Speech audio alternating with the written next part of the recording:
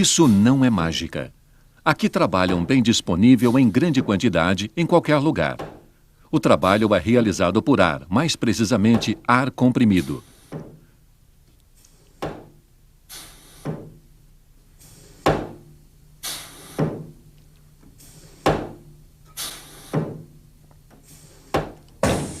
Neste exemplo, vemos um circuito pneumático simples.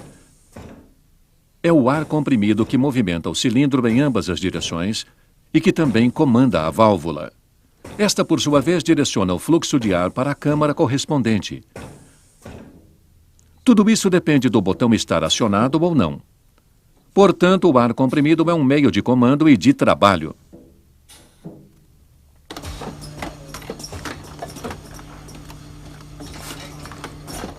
O ar pode ser utilizado tanto para a realização de trabalho como para a pilotagem de válvulas. A pneumática tem inúmeras vantagens. A pneumática é rápida. Em dispositivos de montagem automáticos, por exemplo, pode-se atingir a alta repetibilidade.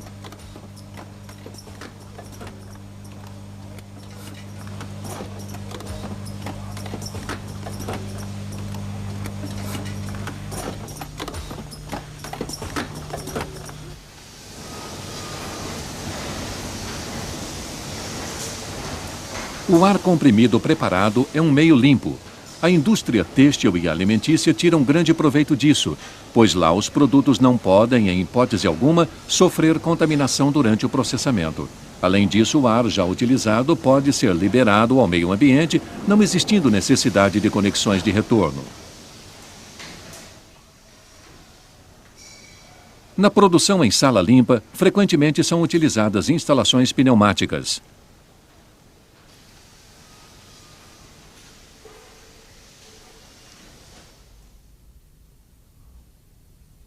O ar comprimido pode ser armazenado. A vantagem disso é que ele pode ser mantido em estoque num reservatório.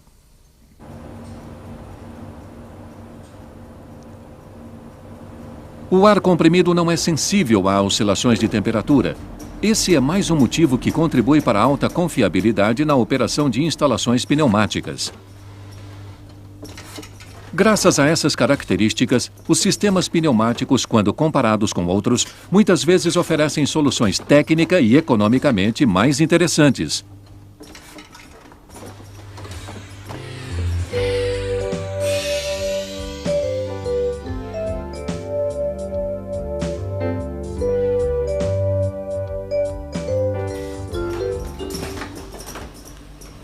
Para que se possa compreender os fenômenos mais importantes da pneumática, é necessário conhecer alguns princípios físicos.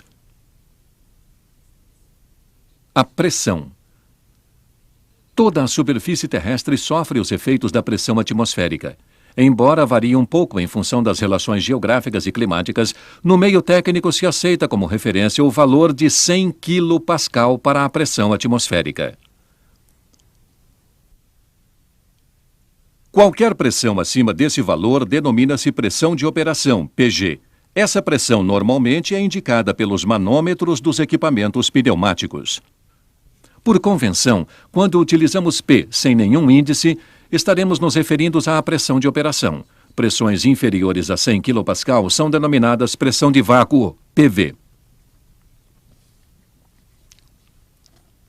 A pressão absoluta é composta pela pressão de vácuo somada à pressão de operação.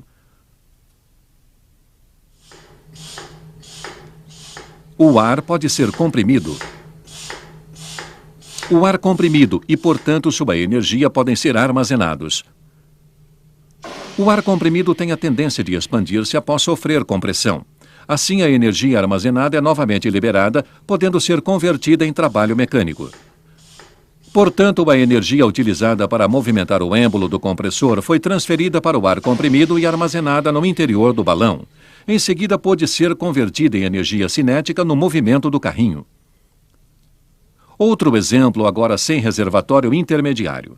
O trabalho humano de bombear é convertido em trabalho mecânico com o qual se levanta a carga, uma vez que a energia armazenada no ar comprimido é transferida a um cilindro pneumático.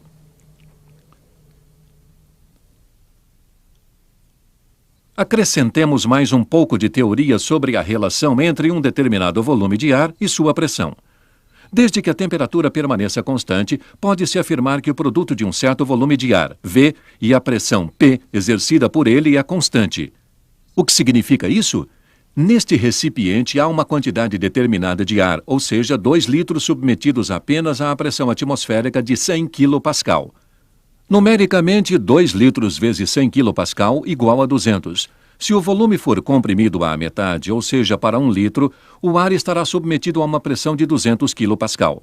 Portanto, 1 litro vezes 200 kPa igual a 200. Se comprimirmos o ar para meio litro, teremos uma pressão interna de 400 kPa, ou seja, meio litro vezes 400 kPa igual a 200.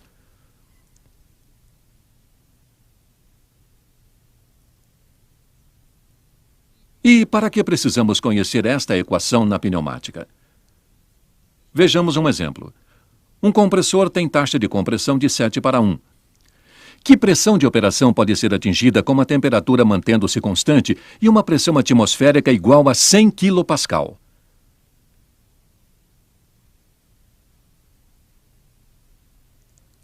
Essa fórmula indica, portanto, que os produtos são iguais.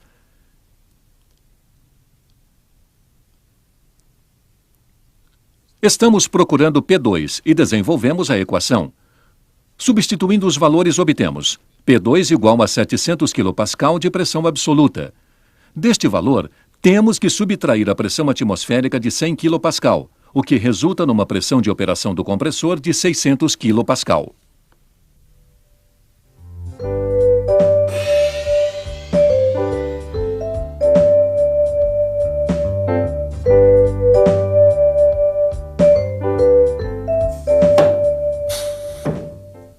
O ar comprimido necessário para a operação de instalações pneumáticas deve atender a certas exigências.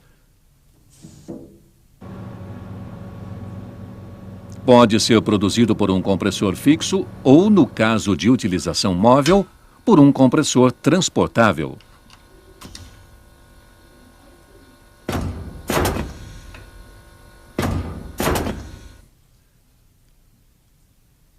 Há diversos tipos construtivos de compressores, dos quais 2 serão apresentados rapidamente.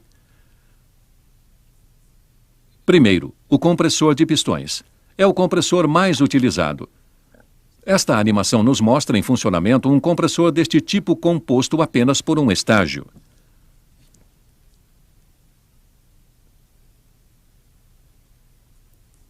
Segundo, o compressor rotativo de duplo parafuso. Neste tipo de compressor, 2 roscas sem fim engrenadas entre si deslocam o ar da entrada para a saída. Tem a vantagem de fornecer ar comprimido de modo uniforme, ou seja, sem pulsação. Depois da unidade de compressão, existe uma unidade de resfriamento acoplada ou não à primeira. Nela resfria-se o ar comprimido por meio de trocadores de calor e elimina-se o óleo contaminante proveniente do compressor. Em seguida, no circuito de alimentação, temos o reservatório. Ele reúne as seguintes funções. Primeira, armazena o ar comprimido. Isso faz com que o compressor não precise funcionar continuamente, apenas quando houver função. Segunda, minimiza oscilações na pressão, ou seja, mesmo com consumo variável, o fornecimento de ar acontece de maneira uniforme. Terceira, condensa a umidade contida no ar em razão do resfriamento provocado pela troca de calor do reservatório com o meio ambiente.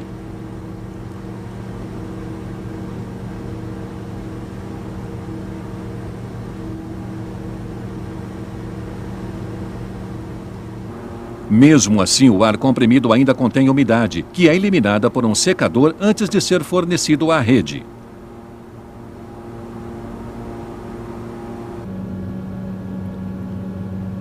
No planejamento da unidade produtora de ar comprimido, recomenda-se o superdimensionamento da capacidade da rede em relação ao consumo previsto. Ampliações posteriores têm custo bastante elevado. A disposição correta aliada ao bom dimensionamento da tubulação de ar comprimido são fundamentais para o sucesso do projeto da instalação pneumática. Na tubulação pode ocorrer condensação de umidade residual. Por este motivo, existem dispositivos de drenagem em pontos apropriados do circuito que se encarregarão de eliminar esse condensado.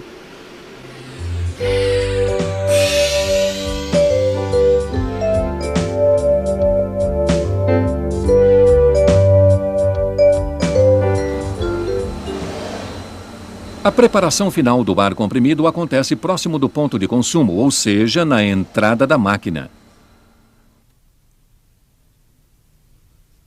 O ar comprimido utilizado nas instalações pneumáticas deve atender a duas condições essenciais. Ele deve estar seco e limpo, para que não ocorra entupimento dos estreitos canais dos elementos pneumáticos, o que causaria problemas à instalação.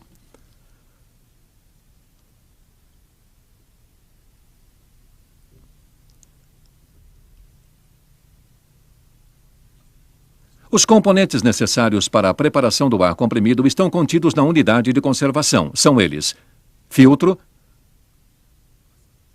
copo condensador de água, regulador de pressão, lubrificador. Primeiramente, elimina-se do copo a umidade restante.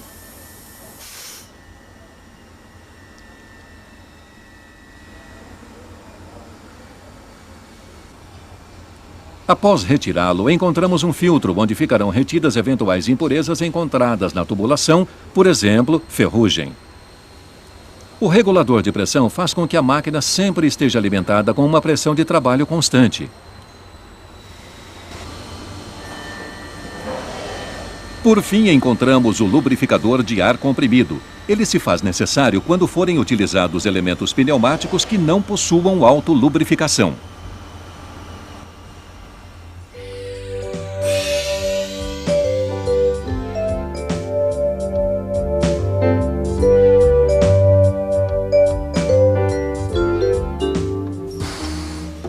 A função dos atuadores pneumáticos é converter energia pneumática em energia mecânica. Por exemplo, levantar e abaixar as ferramentas de usinagem. Existe uma série completa de atuadores pneumáticos que veremos mais de perto.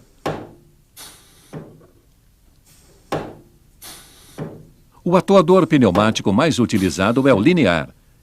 Ele converte a energia pneumática em movimento linear.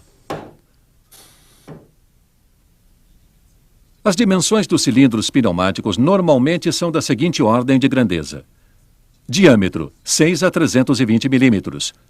Curso, 1 milímetro até 2 metros. Força, 2 a 50 mil newtons. E velocidade de avanço, 0,02 a 1 metro por segundo.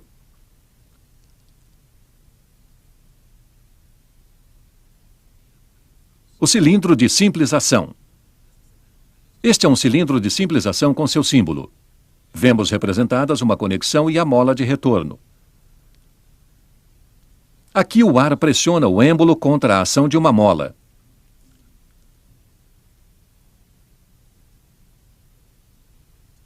A haste do cilindro avança. Quando não houver mais ação do ar comprimido sobre o êmbolo, a mola o recolocará em sua posição inicial. A mola é dimensionada de tal forma que garanta o retorno do cilindro. Se ela fosse mais forte, teria que ser realizada uma força muito maior no esforço de avanço para vencer a ação da mola. A força de trabalho efetiva do cilindro seria menor. Cilindros de simples ação são utilizados, por exemplo, para a fixação de peças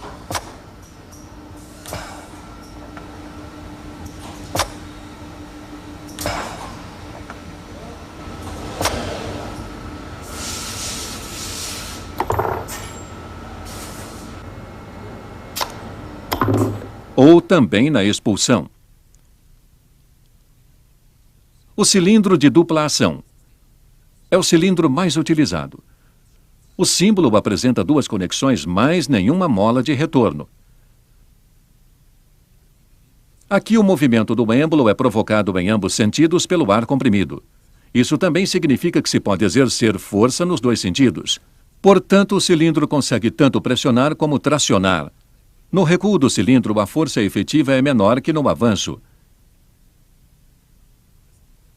Isso se deve ao fato de a superfície do êmbolo ser reduzida pela área da secção transversal da haste. Existem alguns critérios para a escolha de um cilindro. A seguir são apresentadas as características a serem definidas no projeto. A extensão do movimento, ou seja, o curso do cilindro.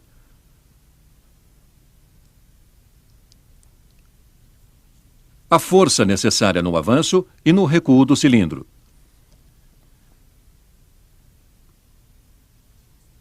E, finalmente, a velocidade com que isso deve acontecer.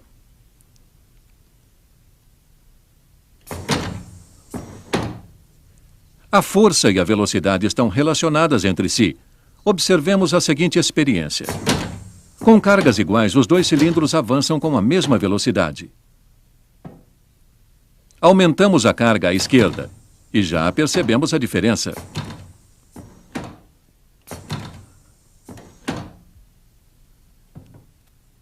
A carga é novamente aumentada e o cilindro avança ainda mais lentamente. Portanto, com a mesma pressão e o mesmo diâmetro de cilindro, a velocidade de avanço se reduz com o aumento de carga. Como regra básica, pode-se afirmar que, com 75% da carga máxima possível para um cilindro, ele ainda avança com 50% da velocidade sem carga. Uma outra experiência. Colocamos um peso como carga no cilindro. Com uma pressão de aproximadamente 380 kPa, ele avança. Aumentamos o peso. O cilindro não avança mais. Somente quando a pressão for aumentada para 600 kPa, o cilindro poderá levantar a carga maior.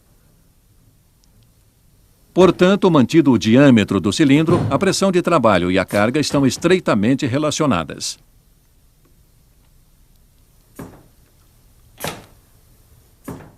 Nesta experiência, o cilindro também não consegue levantar a carga. Para o cilindro da esquerda, não há problema em fazê-lo, embora a pressão seja a mesma nos dois cilindros. A explicação do fato. O cilindro da esquerda tem um diâmetro maior. Isso é novamente demonstrado nesta experiência. Com a mesma pressão de trabalho, aqui 600 kPa, o cilindro menor, com diâmetro de 16 mm, aplica uma força de aproximadamente 106 newtons.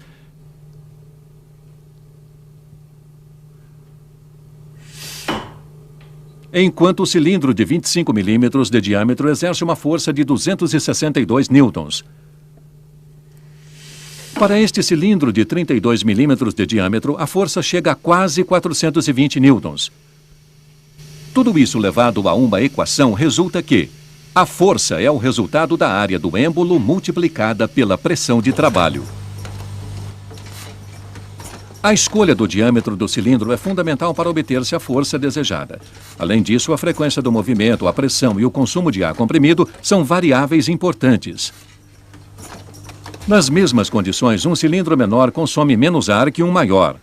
Neste dispositivo de furação automático são utilizados cilindros de dupla ação de várias dimensões.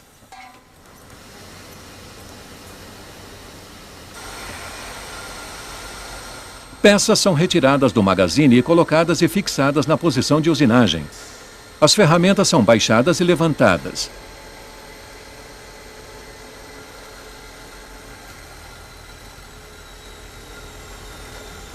E, posteriormente, a peça pronta é retirada e expulsa.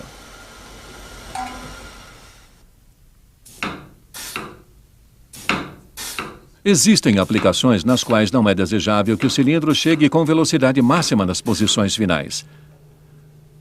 Nestes casos, utilizam-se cilindros com amortecimento de final de curso.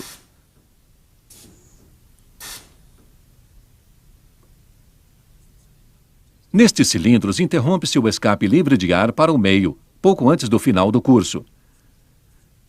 Cria-se, assim, um colchão de ar que amortece o movimento. Esse ar é liberado para o meio através de um estrangulamento. Normalmente, esses cilindros possuem amortecimento de final de curso regulável.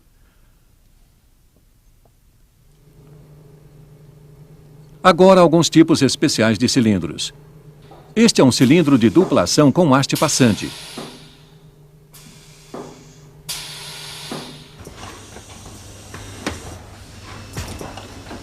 Ele tem as seguintes vantagens. Pelo fato de a haste ter mancais dos dois lados, obtém-se um posicionamento lateral muito preciso, mesmo quando a ferramenta não estiver alinhada com o eixo da haste, como aqui.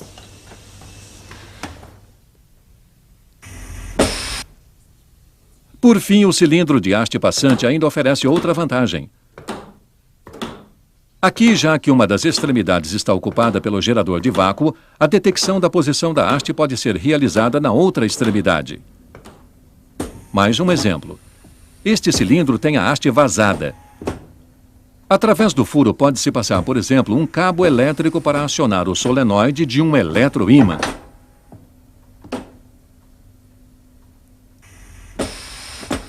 Ou, como aqui, trabalhar com vácuo. Também é possível escoar-se líquidos pelo interior da haste.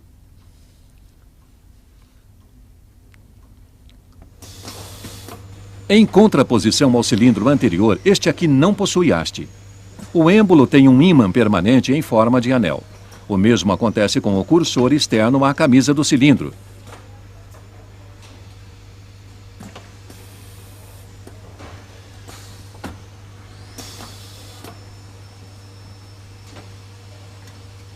Quando o ar comprimido movimenta o êmbolo magnético no interior do cilindro, o cursor acompanha-o com grande precisão.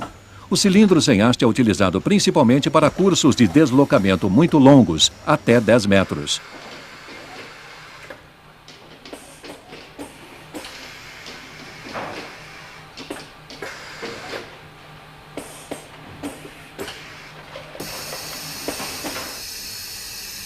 Este é um cilindro de posições múltiplas.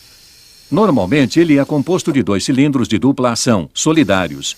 Assim, obtém-se 4 posições.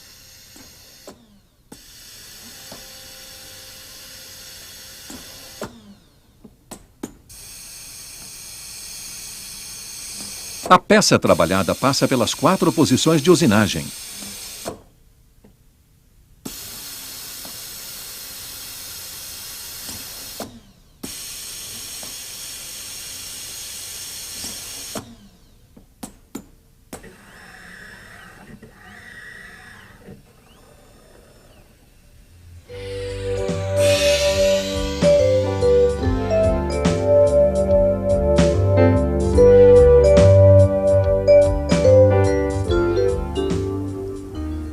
O cilindro rotativo.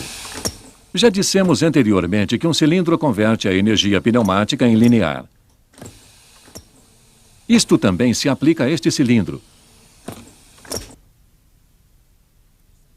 Mas, devido à sua construção, o movimento linear é transformado mecanicamente em um movimento rotativo. A haste do cilindro possui uma cremalheira que aciona uma engrenagem.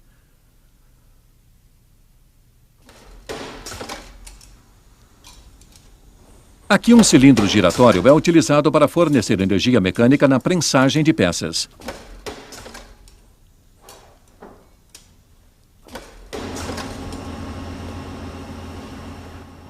No cilindro de aleta giratória, a energia do ar comprimido é transformada diretamente em movimento rotativo.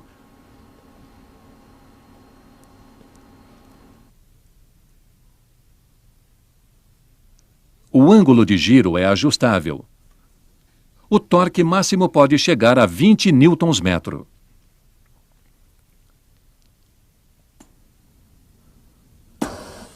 Aqui o cilindro de aleta giratória aciona um braço oscilante. Neste dispositivo, ele é utilizado para virar peças.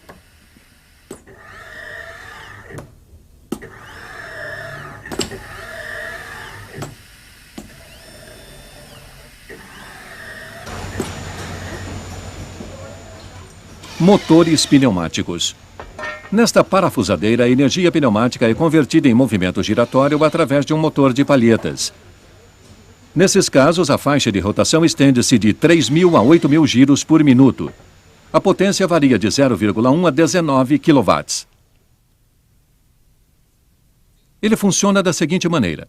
Numa câmara cilíndrica gira um rotor excêntrico no qual encontram-se palhetas móveis. Estas palhetas isolam as diversas câmaras entre si. O rotor é colocado em movimento através de ar comprimido injetado na câmara menor. O ar comprimido libera energia para o eixo do motor e então escapa para o meio. Existem motores pneumáticos com sentido de rotação horário, anti-horário ou reversível para as duas situações.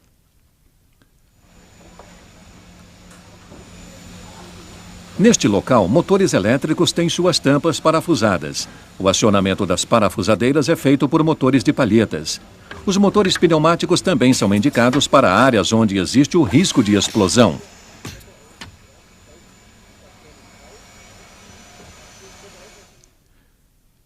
Este é o símbolo utilizado para representarmos os atuadores rotativos com ângulo de giro limitado. Ao lado, vemos o símbolo de um motor pneumático. Os símbolos sempre são orientados pela função e não pela forma construtiva do elemento.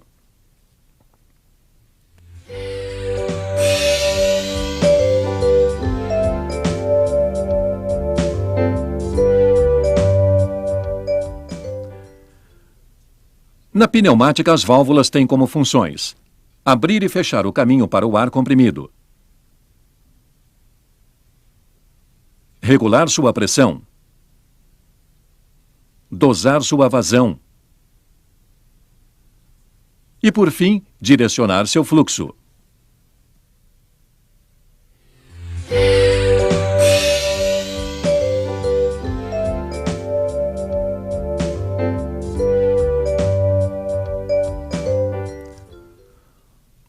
Uma válvula direcional tem basicamente 3 funções: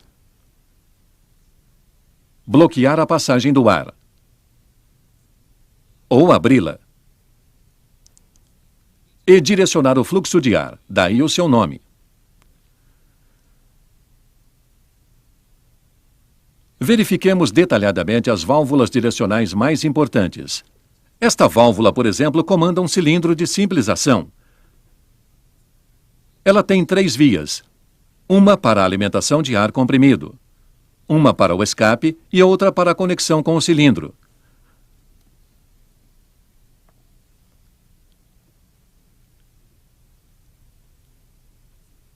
Além disso, ela tem 2 posições de comutação. Estes 2 critérios, número de posições e número de vias, dão nome à válvula. Trata-se de uma válvula direcional 3 vias, e este é o seu símbolo. Seu funcionamento. Na posição de repouso, o ar comprimido é aplicado à válvula, porém o caminho está interrompido. O cilindro está na posição de repouso. Quando a válvula é acionada, o seu carretel é deslocado. O ar comprimido agora pode chegar ao cilindro que avança. Quando a válvula é reposicionada pela mola, ao soltarmos o botão, o ar que estava retido no cilindro escapa e a alimentação é interrompida. O cilindro então retorna por ação da mola encerrada dentro dele. Válvulas direcionais 3 vias frequentemente são válvulas de assento, como apresentado aqui.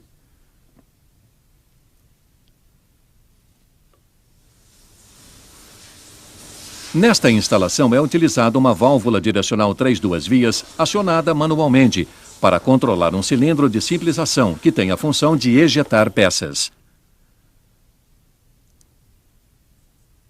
Esta é uma válvula de 5 vias.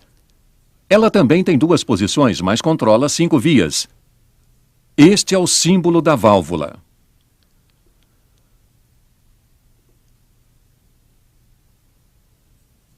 Como exemplo, apresentamos o controle de um cilindro de dupla ação.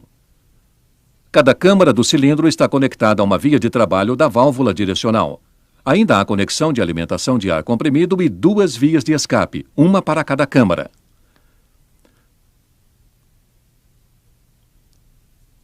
Quando a válvula é acionada, o ar comprimido vai para a câmara da esquerda, enquanto a câmara da direita é despressurizada.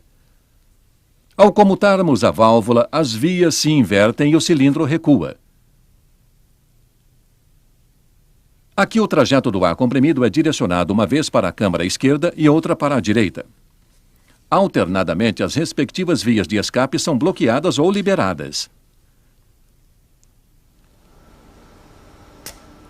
Este dispositivo de fixação mostra o comando do cilindro de dupla ação através de uma válvula direcional 5 vias de operação manual.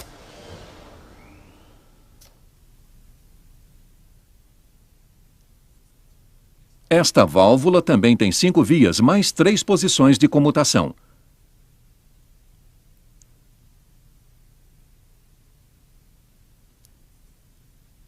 Portanto, é uma válvula direcional 5-3 vias e este é o seu símbolo.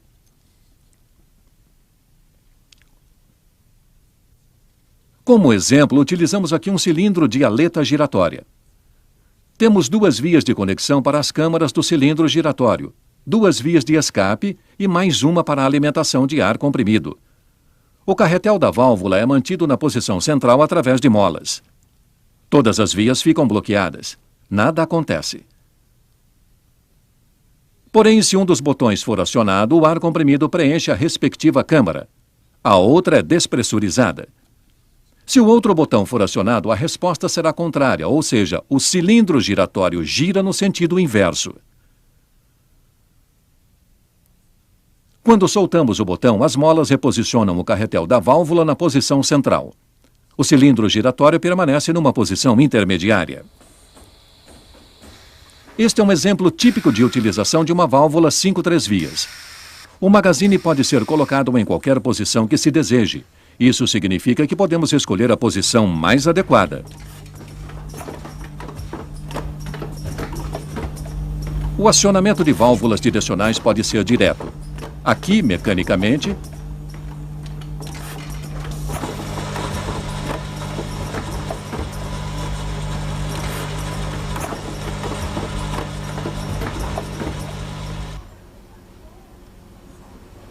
ou indiretamente através de um botão que aciona pneumaticamente uma válvula direcional.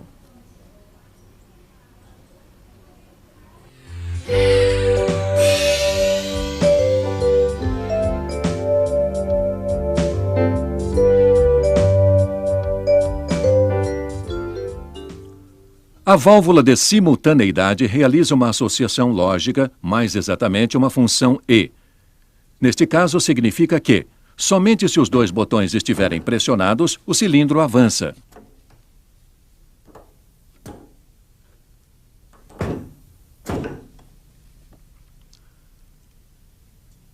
No recurso gráfico, podemos ver o funcionamento do elemento E.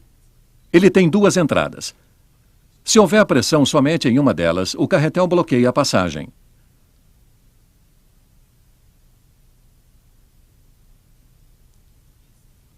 Porém, se tivermos pressão nas 2 entradas, o ar comprimido poderá passar e pilotará a válvula direcional.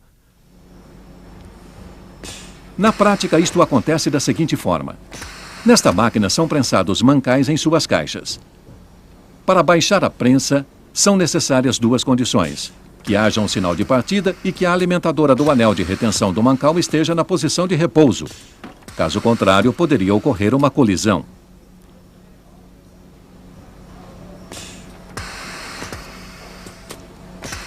É claro que nesta máquina são necessárias várias associações E. Aliás, aqui há 3 delas agrupadas no mesmo bloco de montagem.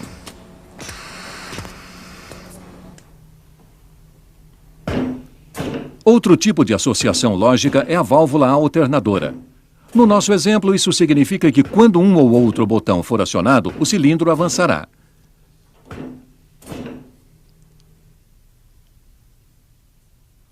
Essa função é executada utilizando-se um elemento OU. Esta válvula também tem 2 entradas. Quando houver um sinal em uma delas, a passagem de ar comprimido fica livre e a válvula apresenta sinal na saída.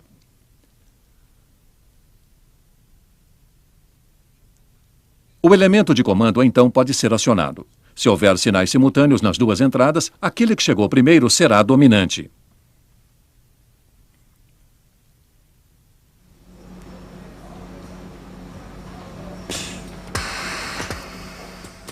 O comando de partida desta máquina pode ser dado de 2 formas diferentes: pressionando o botão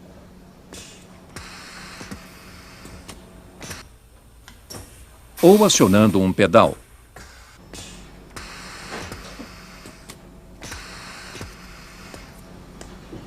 Esta associação OU é feita através de uma válvula alternadora.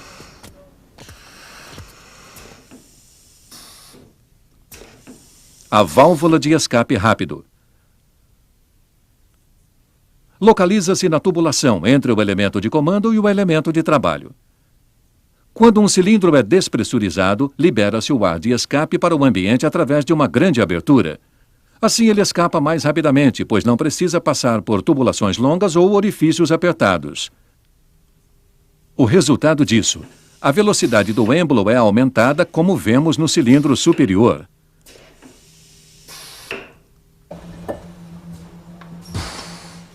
Em cilindros com grande volume como estes, obtém-se frequências de operação significativamente mais elevadas, pois o retorno do êmbolo acontece mais rapidamente. Aqui as vantagens da válvula de escape rápido ficam bastante claras.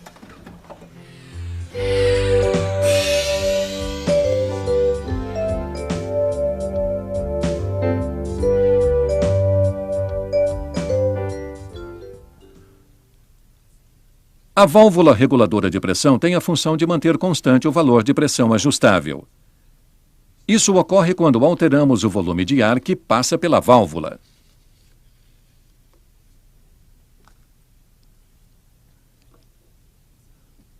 Ela pode também compensar picos de pressão provenientes dos equipamentos.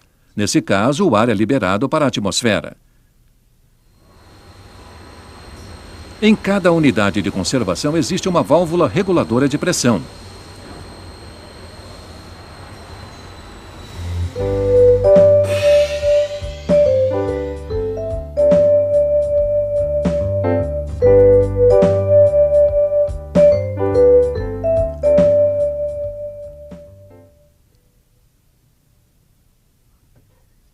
Numa válvula reguladora de fluxo, há um estrangulamento na passagem do ar. Assim, pode-se controlar a vazão e, consequentemente, a velocidade dos atuadores. A válvula reguladora de fluxo unidirecional, como o nome já diz, consiste de um estrangulamento e de uma válvula de retenção. Ela regula o fluxo só em um sentido. No outro, o ar pode passar livremente.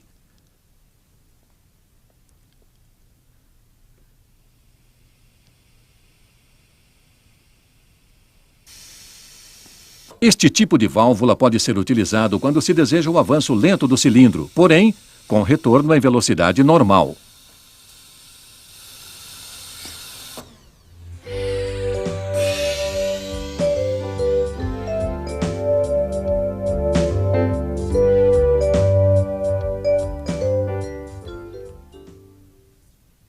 Válvula de sequência é utilizada nos circuitos dependentes da pressão. Somente quando a pressão regulada no piloto da válvula for atingida é que teremos a sua comutação.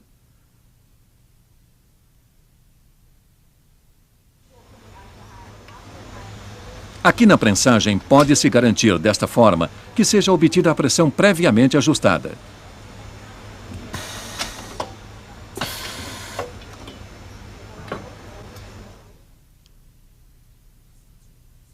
Válvula temporizadora. É uma combinação de válvula reguladora de fluxo com retenção, reservatório de ar comprimido e válvula direcional. Através do ajuste do estrangulamento, pode-se alterar o volume de ar que adentra o reservatório. Assim, também é possível alterar o tempo necessário para que se atinja a pressão de comutação da válvula direcional.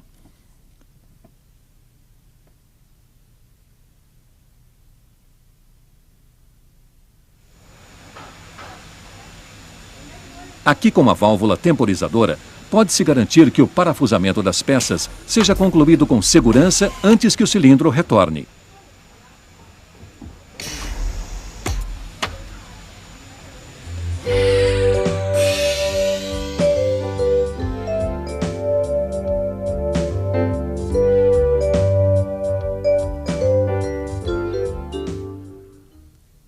No capítulo referente a válvulas direcionais, já vimos dois exemplos de acionamento de válvulas: a operação direta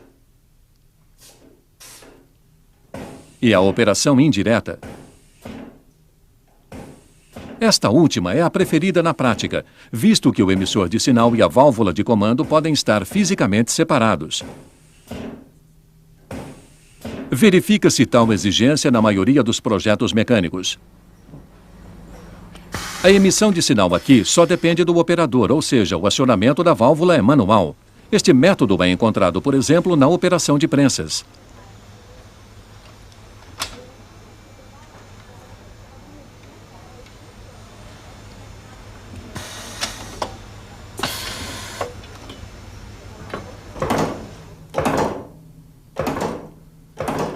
Neste caso, temos entrada automática de sinal.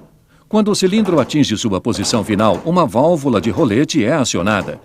Esta, por sua vez, envia ao elemento de comando, uma válvula direcional 5 vias, um sinal correspondente. Isso resulta no movimento de retorno do cilindro. Assim, o cilindro pode ser acionado novamente. A válvula de rolete tem a função de um sensor, ou seja, ela detecta a condição e emite o sinal correspondente.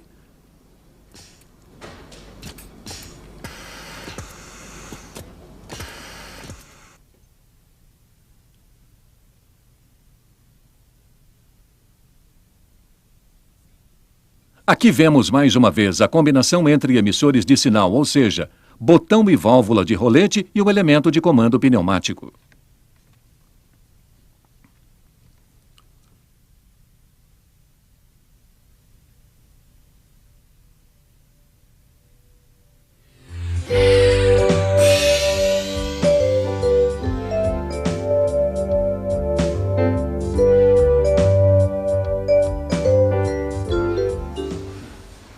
Uma instalação pneumática tem a função de realizar determinado trabalho com a ajuda de ar comprimido. Agora veremos a estrutura básica de um circuito pneumático.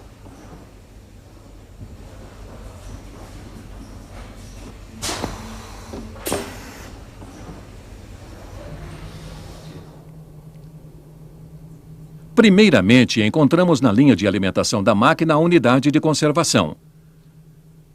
Nela, o ar comprimido é preparado de acordo com as necessidades específicas da instalação.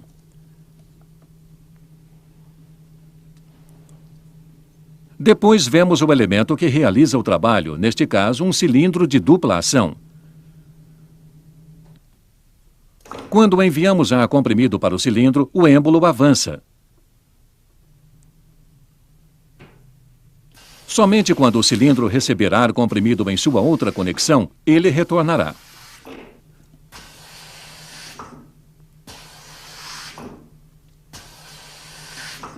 Para executar essa alternância na alimentação de ar comprimido, necessitamos de uma válvula direcional. Assim, construímos um comando pneumático simples.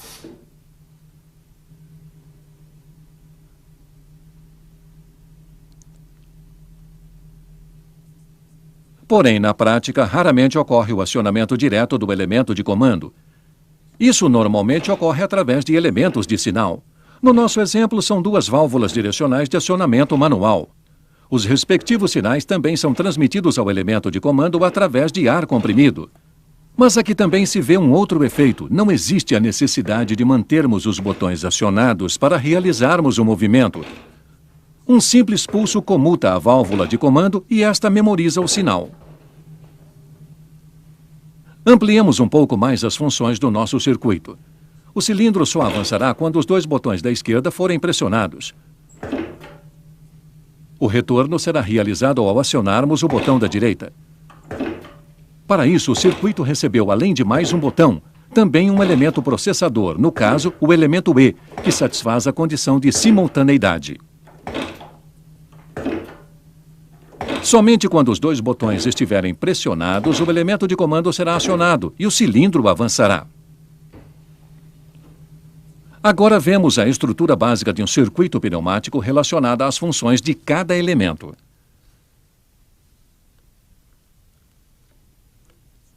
Primeiro temos a alimentação de energia e a sua preparação.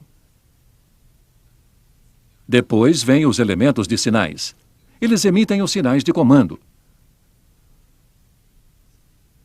O elemento processador emite sinal somente quando todas as condições estiverem satisfeitas. No nosso caso, pressionados os dois botões, o elemento de comando receberá um sinal e permitirá, assim, o avanço do cilindro. Em instalações simples, as funções de emissão e processamento de sinais e comando podem ser realizados por um único componente.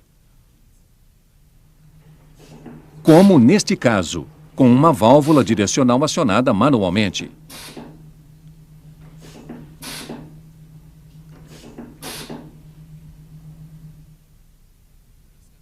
Podemos agora desenhar nosso circuito pneumático. Primeiramente, a alimentação de energia e o cilindro de dupla ação no nível dos adutores. Como já vimos, precisamos de uma válvula direcional 5 duas vias para comandá-lo. Neste conjunto, a válvula de acionamento manual assume as funções de elemento de sinal, de processamento e de comando. Mas em nosso exemplo, colocamos 2 botões para o movimento do cilindro.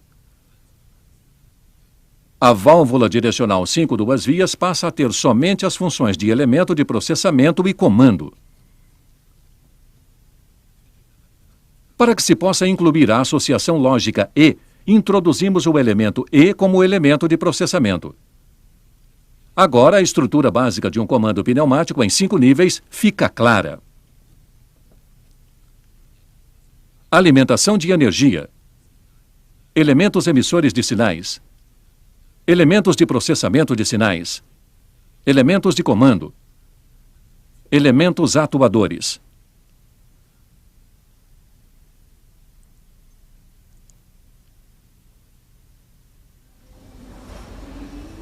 Vamos transferir este esquema para a nossa máquina, localizando cada elemento. A unidade de conservação no nível da alimentação de energia.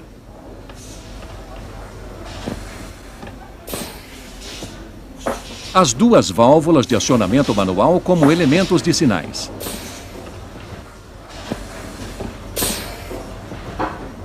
O elemento de processamento de sinais.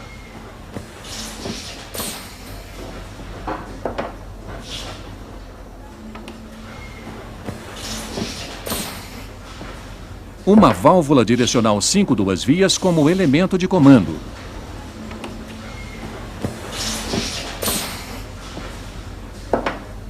E, por fim, como elemento atuador, um cilindro de dupla ação.